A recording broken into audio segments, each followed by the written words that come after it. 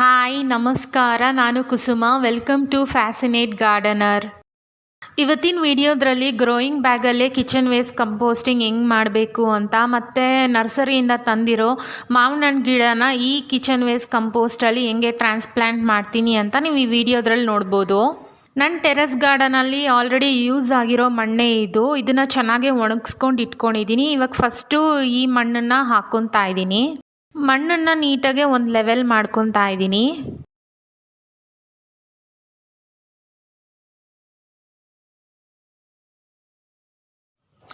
ಇಲ್ಲಿ ನೀವು ನೋಡ್ತಾ ಇರೋದು ಒಣಗಿರೋ ಎಲೆಗಳು ಮತ್ತು ಕಡ್ಡಿಗಳು. ನನ್ನ ಟೆರೆಸ್ ಗಾರ್ಡನಲ್ಲಿ ಯಾವುದೇ ಥರ ಗಿಡಗಳನ್ನ ತೆಗೆದ್ರೂ ಕೂಡ ನಾನು ಬಿಸಾಡೋಕ್ಕೆ ಹೋಗಲ್ಲ. ಅದನ್ನು ಹಿಂಗೆ ಒಣಗಿಸ್ಕೊಂಡು ಇಟ್ಕೊಂಡಿರ್ತೀನಿ. ಎಲೆಗಳಾಗಲಿ, ನನ್ನ ಟೆರೆಸ್ ಗಾರ್ಡನ್ ಗೂಡಿಸಿರೋ ಧೂಳು ಮಣ್ಣಾಗಿರಲಿ, ಅದನ್ನೆಲ್ಲ ಹಿಂಗೆ ನಾನು ಸ್ಟೋರ್ ಮಾಡಿ ಇಟ್ಟಿರ್ತೀನಿ. ನನ್ನ ಕಿಚನ್ ವೇಸ್ಟ್ ಕಂಪೋಸ್ಟಲ್ಲಿ ಯೂಸ್ ಆಗುತ್ತೆ ಅಂತ. ಇದನ್ನು ನಾನು ಇವಾಗೆ ಡ್ರೈ ವೇಸ್ಟಾಗಿ ಯೂಸ್ ಮಾಡ್ತಾಯಿದ್ದೀನಿ. ಕಿಚನ್ ವೇಸ್ಟ್ ಕಂಪೋಸ್ಟಿಂಗ್ ಮಾಡೋವಾಗೆ ನಾವು ವೆಟ್ ವೇಸ್ಟು ಮತ್ತು ಡ್ರೈ ವೇಸ್ಟು ಕರೆಕ್ಟಾಗಿ ಹಾಕ್ಕೊಂಡ್ರೆ ಯಾವುದೇ ಥರ ಸ್ಮೆಲ್ ಬರೋಲ್ಲ ಮತ್ತು ಹುಳಗಳು ಆಚೆ ಬರೋಲ್ಲ. ಒಂದು ಪಾರ್ಟ್ ನಾವು ವೆಟ್ ವೇಸ್ಟ್ ಹಾಕ್ತಾಯಿದ್ದೀವಿ ಅಂದರೆ 2 ಪಾರ್ಟ್ಸು ಡ್ರೈ ವೇಸ್ಟ್ ಹಾಕಬೇಕು. ಮೇನ್ ಇಂಪಾರ್ಟೆಂಟ್, ನಾವು ಡ್ರೈ ವೇಸ್ಟ್ ಜಾಸ್ತಿ ಹಾಕಿದಷ್ಟು ಮಣ್ಣು ತುಂಬ ಚೆನ್ನಾಗಿ ಬರುತ್ತೆ ಮತ್ತು ಯಾವುದೇ ಥರ ಸ್ಮೆಲ್ ಆಗಲಿ ಹುಳಗಳು ಆಚೆ ಬರ್ದಿರ ಇರುತ್ತೆ. ನೀವು ಅಕಸ್ಮಾತ್ ನಿಮ್ಮ ಹತ್ರ ಡ್ರೈ ವೇಸ್ಟ್ ಇಲ್ಲ ಅಂದರೆ ಡ್ರೈ ವೇಸ್ಟ್ ಬದಲು ನೀವು ಕೋಕೋಪೀಟ್ ಯೂಸ್ ಮಾಡ್ಬೋದು. ಇಲ್ಲ ಅಂದರೆ ನಾವು ನಾರ್ಮಲಾಗಿ ಗಾರ್ಡನಲ್ಲಿ ಯೂಸ್ ಮಾಡೋ ಅಂಥ ಮಣ್ಣು ಕೂಡ ಹಾಕ್ಕೊಬೋದು.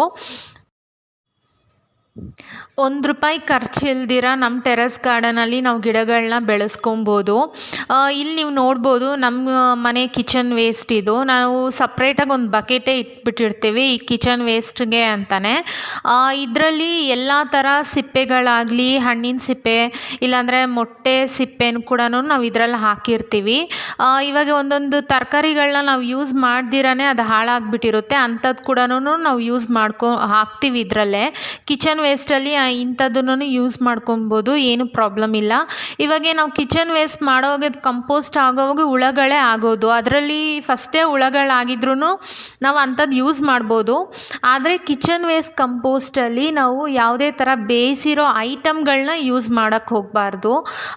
ಬೇಯಿಸಿರೋ ಅನ್ನ, ಇಲ್ಲಾಂದರೆ ಸಾರು, ಇಲ್ಲಾಂದರೆ ನಾನ್ ವೆಜ್ ಏನಾನ ಇದ್ದರೆ, ಮತ್ತು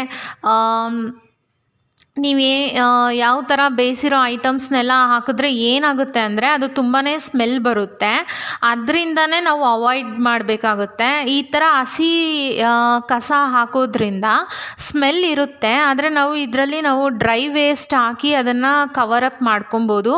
ಆದರೆ ನಾವು ಬೇಯಿಸಿರೋ ಅನ್ನ ಎಲ್ಲ ಹಾಕಿ ಆ ಸ್ಮೆಲ್ಲನ್ನು ನಾವು ಕವರ್ ಮಾಡೋಕ್ಕಾಗಲ್ಲ. ಅದರಿಂದ ಅದನ್ನು ಅವಾಯ್ಡ್ ಮಾಡಿ.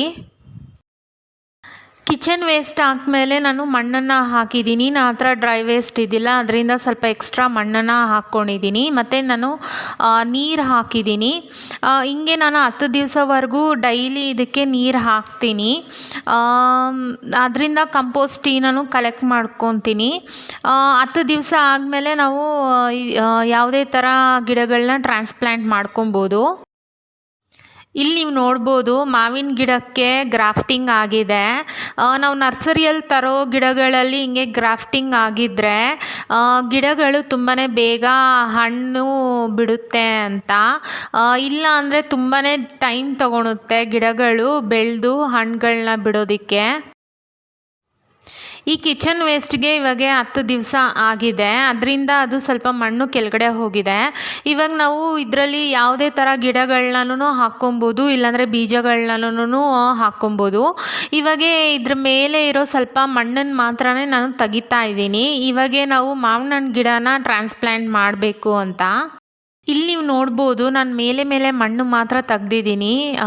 ಕಿಚನ್ ವೇಸ್ಟ್ ಎಲ್ಲ ಫುಲ್ಲು ತೆಗಿಯೋಕ್ಕೆ ಹೋಗಿಲ್ಲ. ಅದನ್ನು ಯಾವುದೇ ಥರ ಡಿಸ್ಟರ್ಬ್ ಮಾಡ್ದಿರ ನಾನು ಮೇಲೆ ಮಾತ್ರ ಮಣ್ಣು ತೆಗ್ದಿರೋದು. ಈ ಮಣ್ಣನ್ನು ಮತ್ತೆ ಯೂಸ್ ಮಾಡ್ಕೊತೀನಿ. ಇಲ್ಲಿ ನೀವು ನೋಡ್ತಾ ಇರೋದು ನನ್ನ ನರ್ಸರಿಯಿಂದ ತಂದಿದ್ದ ಮಾವಿನ ಗಿಡ. ತುಂಬಾ ಉದ್ದಕ್ಕೆ ಬೆಳೆದ್ಬಿಟ್ಟಿದೆ, ತುಂಬ ಬ್ರ್ಯಾಂಚಸ್ ಇದ್ದಿಲ್ಲ. ಆದರೆ ಈ ಗಿಡಕ್ಕೆ ಗ್ರಾಫ್ಟಿಂಗ್ ಆಗಿತ್ತು ಮತ್ತು ಹೂ ಬಿಟ್ಟಿತ್ತು. ಅದರಿಂದ ನಾನು ಇದೇ ಸೆಲೆಕ್ಟ್ ಮಾಡಿ ಎತ್ಕೊಂಡ್ಬಂದೆ. ಪ್ಲಾಸ್ಟಿಕ್ ಕವರ್ನ ತೆಗ್ದ್ಬಿಟ್ಟಿದ್ದೀನಿ. ಇವಾಗ ಇಲ್ಲಿ ನೀವು ನೋಡ್ಬೋದು ಚಿಕ್ಕದಾಗಿ ಗಿಡಗಳು ಬೆಳ್ಕೊಂಡಿದೆ. ಅದು ಜಸ್ಟ್ ಒಂದು ವೀಡ್ಸು, ಅದನ್ನೆಲ್ಲ ತೆಗೆದು ಕ್ಲೀನ್ ಮಾಡ್ಕೊತಾ ಇದ್ದೀನಿ.